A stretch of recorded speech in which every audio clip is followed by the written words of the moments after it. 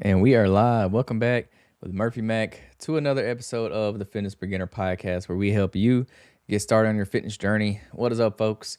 We're back at y'all with another podcast episode for y'all again today. And it's just a solo podcast episode. We're going to talk about pragmatic optimism. Like, what does that even mean? And we're going to get into that today. But first, I just want to say, hope y'all have a great week. Do all the things that you need to do to set yourself up for success and whatever that is you're trying to achieve. Hope y'all have a great week. And y'all keep up the good work. We are today is March 1st when I'm recording this, March 1st. So we are already over 2 months into 2026. So we're moving right along. It's going fast. It's flying by before we know it. It'll be Christmas time again. So I wish I could slow down time a little bit, but I hadn't figured out how to do that yet. So we just going with the flow. But yeah, let's get into the podcast topic today. And I want to talk. So how I came up with today's topic is it's actually about a YouTube video that I watched this week. I watched it I listened to it on the way to work. I like to listen to videos in the truck sometimes. And it's a video from a YouTuber called Matt D'Avella. You may have heard of him before. He's got like 4 million subscribers on YouTube. He's pretty big. And every now and then his videos will pop up on my YouTube and I'll watch them. And this one I thought was a really good video. And I'll leave the link to the video down in the description. So if you want to check out this video after we get done talking about it, go check it out. I highly recommend it. It's a good video and it's a good like a viewpoint on optimism. It's a good video. So go check it out. And that's what inspired today's episode. And it's kind of ironic that I watched this video this week and that we're going to talk about this because the last 2, maybe 3 episodes I talked about being like delusionally optimistic, like being very optimistic about yourself and your goals and just like believing in yourself. And I talked about, visualization and like visualizing yourself, achieving that goal and what it would look like after you put in the work and you achieve that goal. So this video actually kind of has a different viewpoint on that. So it's kind of funny that I saw this video after we had talked about, self-belief and believing in yourself.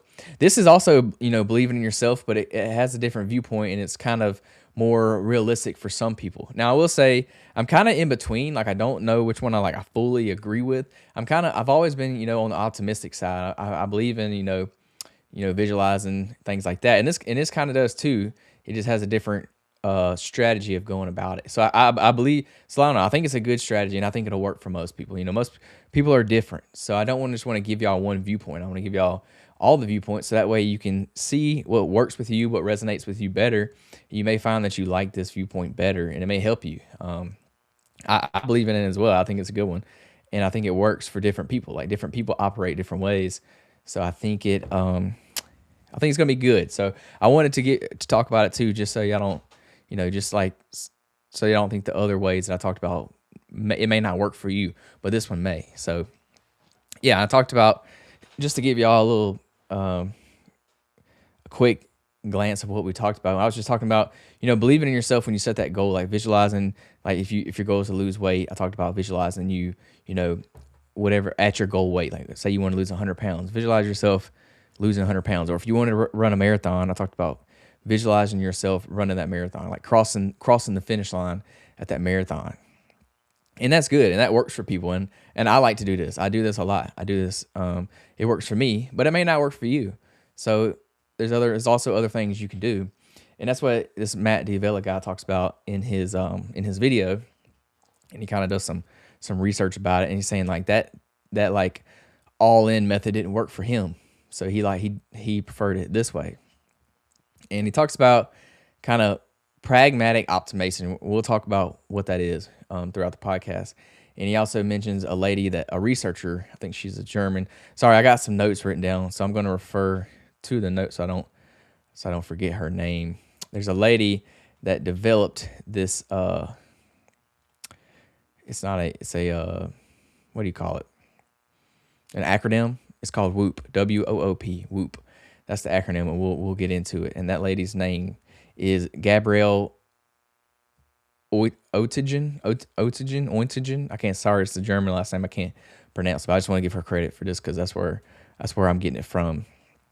So yeah, so basically he's saying like they call it blind optimism when you just 100% believe in yourself. You're overly optimistic in yourself and that works for some people. The reason he's saying it don't work for a lot of people is this blind, they say blind optimism, because when you think of like the end goal, like that, what you're going to achieve, a lot of people, it don't work for a lot of people because they fail to think about the obstacles that's going to get in their way to achieve said goal. So that makes a lot of sense. Like, yeah, if you want to lose 100 pounds, like, yeah, you're going to visualize yourself 100 pounds lighter. But what he's saying is a lot of times people aren't, or what that lady kind of speaks about is they're not successful when they think about that big goal because they don't think about all the extra steps that go into it, all the work that goes into it. They don't think about the obstacles that's going to come up while you're trying to achieve that goal. So that's why she says that like that way of thinking don't work for a lot of people because it's overly optimistic. It's too much to consume. So when you think about the term pragmatic optimism, it's basically a way of saying that if you're overly optimistic, your goal is going to be too big and it's going to be, too far out there for you to actually achieve. You're too optimistic. But if you're under optimistic, if you're not optimistic enough, then you won't believe in yourself enough to actually like put in the work to do it, and then eventually you're going to quit. So it's like a weird like in between. You know what I'm saying? You got to have both. You got to be a little bit overly optimistic, but you can't be like under optimistic at all because then you just won't try it. You won't give yourself a chance. You won't believe in yourself. So that's what it's kind of like the whole gist of the video. So to get into it, sorry, I done got way out of whack on my spot on my notes. Let's see.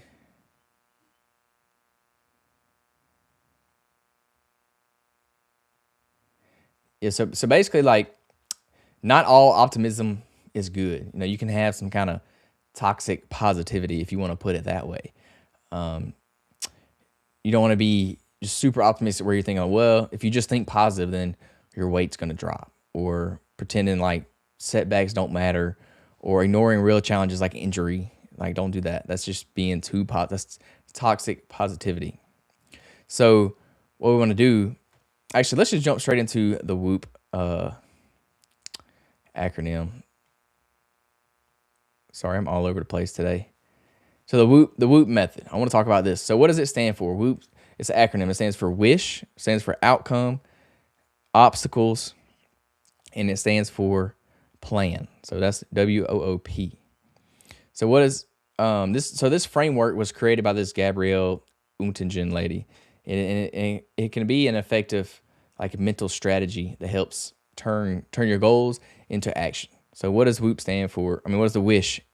WISH, it stands for choose a realistic but meaningful goal, like a goal that you actually can achieve. That's not way out there, but it's meaningful. It's actually a little bit challenging. Like, you want to challenge yourself a little bit, but like, don't say you're going to go work out 7 days a week if you're not working out at all. This could look like something like planning to work out 3 days a week, or building. Say, for example, you want to build muscle. Like, don't say I'm going to get on a bodybuilding show in a month, because it's probably not going to happen. You got to work your way up to that. Or I want to run, a faster mile. You want to run a 5-minute mile, but you ain't running at all. So that's not really realistic. So we got to make this goal realistic. You got to make it achievable. You want it to be actually achievable. The O is outcome. So visualize. This is coming back to like the overly optimistic thing I was talking about. Visualize the best possible result of achieving that goal. So what's the best result? Like, what's the best outcome of achieving that goal? And this is kind of where the over optimistic comes into a play. So if you succeed, what will be different? Like, what does it look like when you succeed at that goal? What's the outcome? Are you going to have more confidence? You're going to have more energy. You're going to have better health markers. You're going to have pride in yourself. So this step kind of builds that emotional motivation. Your brain is going to connect, the effort with the reward. And that leads us to the next O, which is obstacles. So identify what could really get in your way. So this obstacles is the one that the part that overly optimistic people kind of leave out. They leave out the optimism. They leave out the obstacles. Sorry, I'm stumbling over my words. It's late. I got to get into bed tonight. But yeah, so this is the step that most people skip. This is the one that's missed. So like this is the step right here that's different, from just being overly optimistic, like too optimistic, and then not optimistic enough. Because you're gonna have obstacles. Like, yeah, it's good to think of yourself losing that 100 pounds or crossing that finish line. It's great, but you're skipping this step. You're skipping the obstacle step, because with anything that you're trying to achieve, there's going to be obstacles in the way. So that's where this WOOP plan comes into place. So fitness obstacles that you may have is a lack of time, and that's a huge one. A lack of motivation, and you may start off with a lot of motivation, and it's going to die off really quick. You may have cravings for food that you shouldn't be eating. You may have stress, whether that's work related, relationship related, whatever. And then you can have like soreness, like you may be too sore to go to the gym, things like that.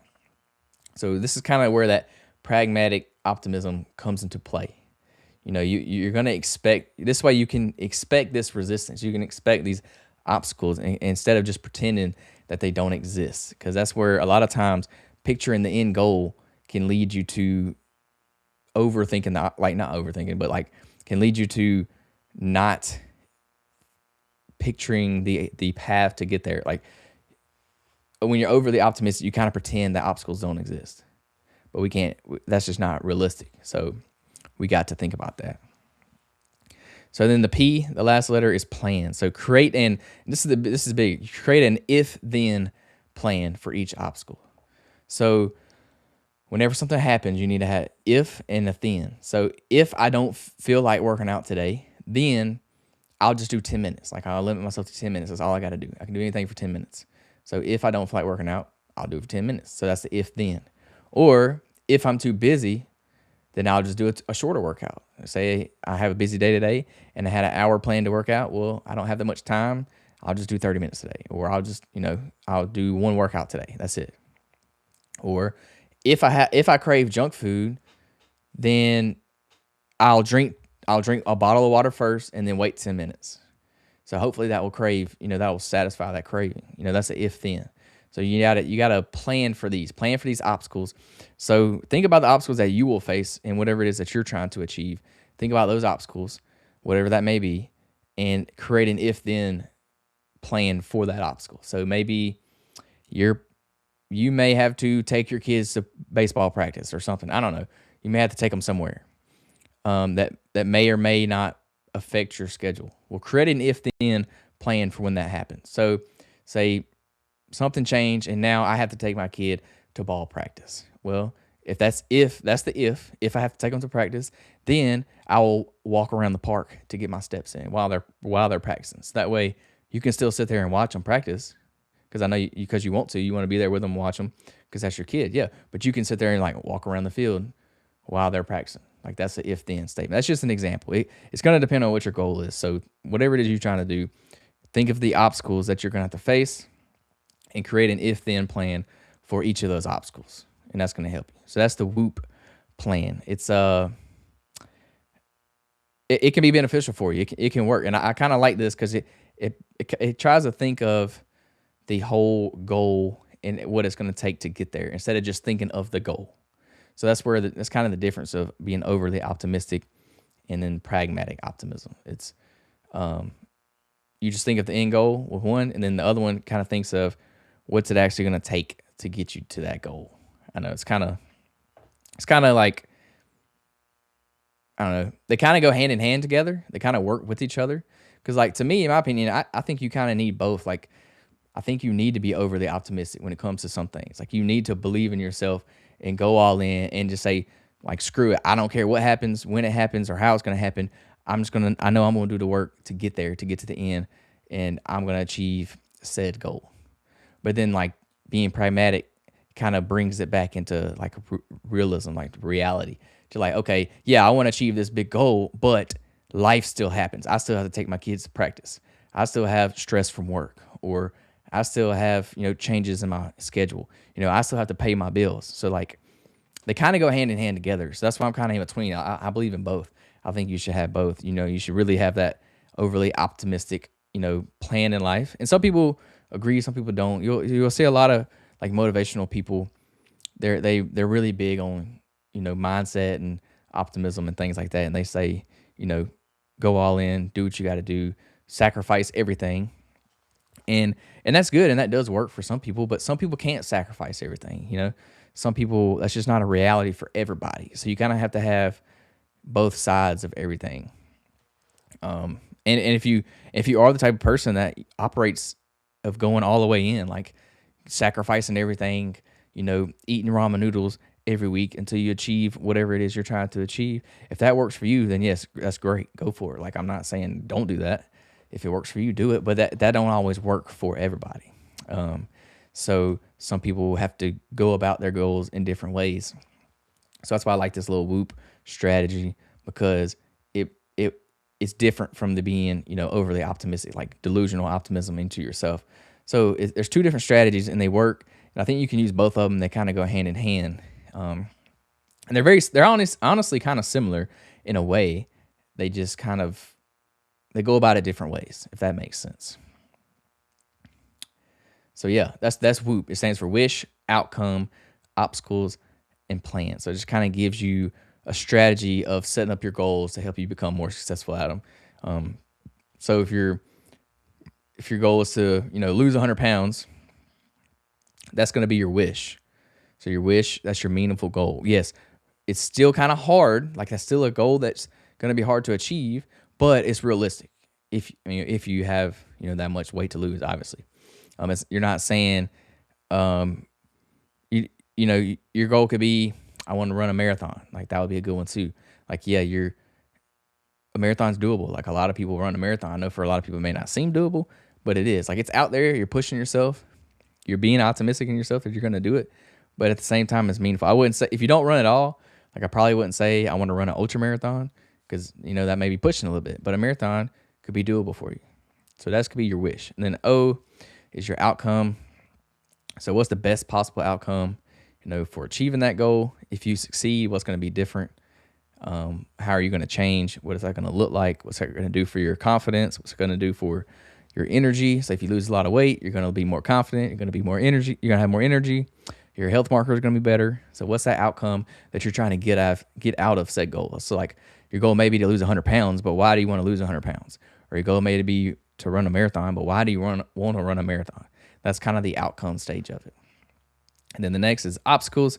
So if you want to lose around 100 pounds, what's the obstacle that's going to get in your way? Well, time. Time's going to be huge. You may not have time to go to the gym today. You may not have time to meal prep your foods this week.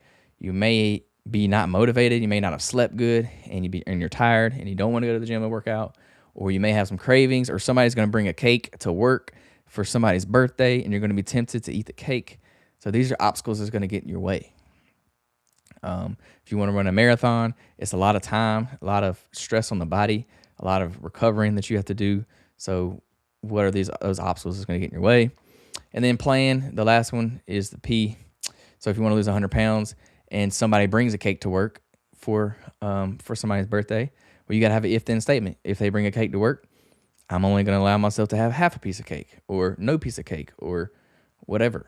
If you want to run a marathon, and if you get injured, then what are you going to do? Then you're going to rehab your injury.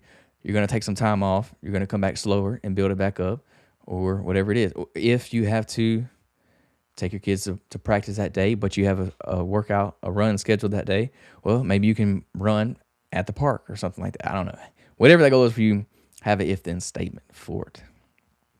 So that's pretty much what the video is about. It's just a different way of going about your optimism. Like, you don't want to be, he was pretty much just saying in the gist of things, you don't want to be too optimistic to where it's not realistic, and it's so far out there that you just end up giving up because you don't, it's too far, too much to achieve, and you can't really, he goes to say that you can't achieve everything that you push your mind to. And I know what most people are thinking, like, you always hear the quote, you can do whatever you put your mind to. Like, you can do anything that you put your mind to. And yes, it is kind of true in a way, but then again, it's not really true. Because, like, if I put my mind to flying, like, I'm never going to be able to fly, period. So he just keeping it real. Like, he's just being realistic in the video.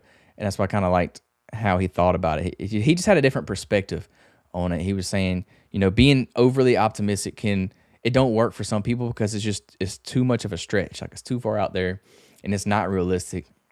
And he just brings it back to reality for most people. And that's what I liked about it, because if we're being honest, like a lot of people don't operate the way that a lot of these motivational people do. And like, I would probably consider myself one of those motivational people. Like, I'm kind of one of those people that I go all in on things. Like, I'm overly optimistic about a lot of things. Like when I decided to run 100 miles, I didn't have a lot of running experience. I really didn't. I never even run a marathon, but I was overly optimistic, and I was like, I'm going to do it. Like, I'm going to achieve it. I'm going to do everything I got to do. I'm going to go all in. I'm going to sacrifice my time and go running every day. I'm going to wake up early and get my workouts in. But that's just kind of how I am. That's how I operate. And I've come to realize that that's not going to work for everybody. That's not realistic for everybody. Not everybody operates that way. So that's why I like seeing these other perspectives of other people and what works for them and how they operate. And I think it could be helpful for other people. And so I just want to be as transparent, and I want to help as many people as possible. And I know my philosophy doesn't always work for other people. So that's why I want to kind of give his perspective on the video and what he talked about in the video, because I think it's another good perspective that can help a lot of people. Like, I think he thinks about it in a way that can probably help more people, like the majority of people. So yeah, y'all let me know what y'all thought about the, I keep calling it an acronym, but it is an acronym, but what's the word when you it's a strategy, or I can't think of it, whatever the word is. Y'all know what I'm talking about. He gives you the plan, like the strategy of the WOOP strategy to use, and when it comes to like making your goals and being optimistic. So yeah, that's just two different sides of you. You kind of know how you are and how you function and what motivates you. So you can kind of use them both to your advantage, or use which one works for you to your advantage. And I think that'd be good for a lot of people.